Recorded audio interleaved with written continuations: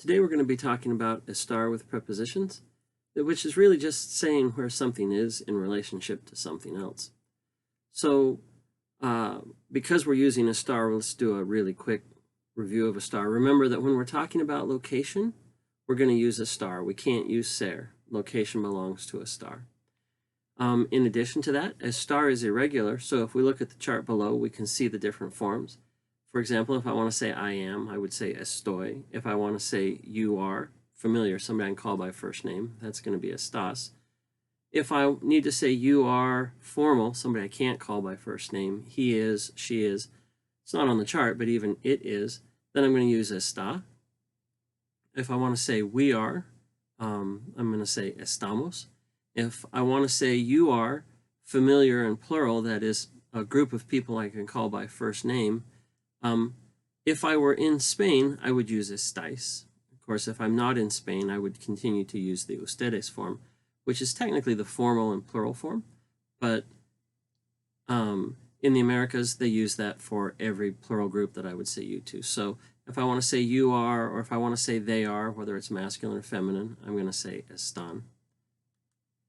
So what about the prepositional phrases? With estar, we're going to use some expressions to say where something is or someone is, and these prepositional phrases are going to tell us the relationship between the first item and the second item. So over here on the right, we see some examples of some common phrases that we would use, like detrás de, behind, and I arrange them so that on the right-hand side, then we see the opposite of the stuff that's on the left-hand side, except in the bottom row.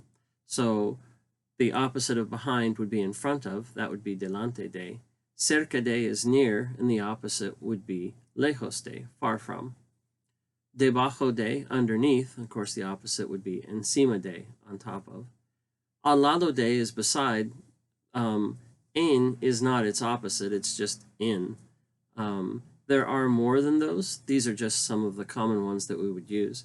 And with the exception of en, you'll notice that it's detrás de. We use the preposition or the word de behind detrás. It's cerca de. We use the word de behind cerca. So we see that except for en, it's going to be our identifying word plus de. It's really just a matter of memorizing them. So putting them together is really simple. You just identify the subject and then conjugate estar to match that. In this case, I said the subject is beto, so we get beto está. Estar took on the form está because the subject is beto. After that, we're just going to identify where beto is in relationship to the second item. So in this case, I wanted to say that beto is near him, so I'm going to use cerca de, and I just put that right behind the verb estar. So now we have beto está cerca de. So we're just building this piece by piece. And then finally, if beto is near, what is he near? In this particular case, I pretended that it was the table. So now I have beto está cerca de, beto is near, and then the final item is la mesa, beto is near the table. It's really that easy. Honestly, the hardest part about this is memorizing your prepositions, and if you've got your prepositions memorized, this is super easy to do. Some example sentences.